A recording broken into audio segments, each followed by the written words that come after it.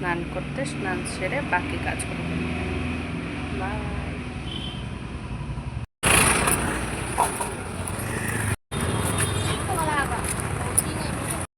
তো আজকে অনেক দিন পরে বাজারে গিয়েছিলাম। বাজারে ইচ্ছে হচ্ছিল বাঁশকুড়ুল খাবো। অনেক খোঁজার পর ফাইনালি এক জায়গায় আমার পছন্দের বাঁশকুড়ুল পেয়ে গিয়েছিলাম। তো আজকে বাঁশকুড়ুলের মোদক খাবো। এটাতে তোমরা চাইলে কাঁচা লঙ্কা আর রসুন, কাঁঠালের এখন বিচিও ছিলে দিতে নেব। পারো, বেশ টেস্টি হয়। আমি এখানে বরবটি, আলু আর বাঁশকুড়ুলটাকে ভালো করে কেটে নিয়েছি, এখন ধুয়ে নিচ্ছি। ধুয়ে প্রেসার কুকারে সব কিছু দিয়ে শিদল বা শুটকি, তোমরা তোমাদের পছন্দ মতো যে কোনো শুটকি দিতে পারো।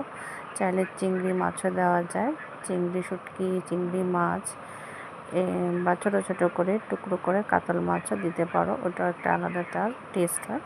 এখানে পেঁয়াজ কুচি, একটু রসুন, কাঁচা লঙ্কা, চেরা কাঁচা লঙ্কা, একটু বেশি কাঁচা লঙ্কা দিতে হয়, একটু ঝাল ঝাল হবে, না হয় ভালো লাগে না।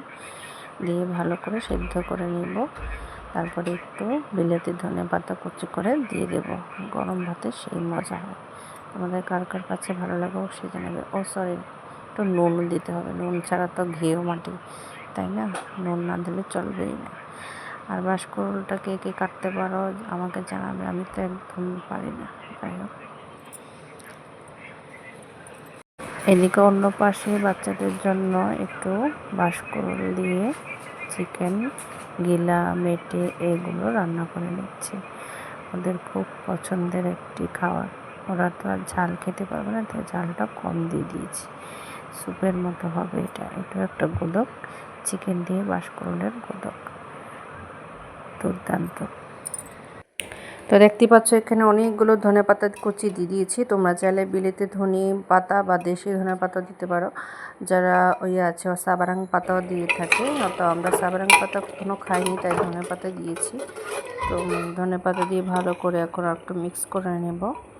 তারপর মিনিট 5 পরে এটা নামিয়ে নেব। একটু থকথকা হবে, মানে গ্রেভি গ্রেভি থাকবে। আর তো এদিকে বাঁশকুড়ুলের মোদক শুটকি দিয়ে হয়ে গেছে, বাচ্চাদের জন্য চিকেন দিয়েও হয়ে গেছে। এখানে ভাতও নামিয়ে নিচ্ছি, এখন খাবার পালা।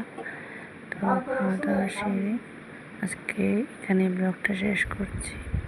Thanks for watching everyone, good night.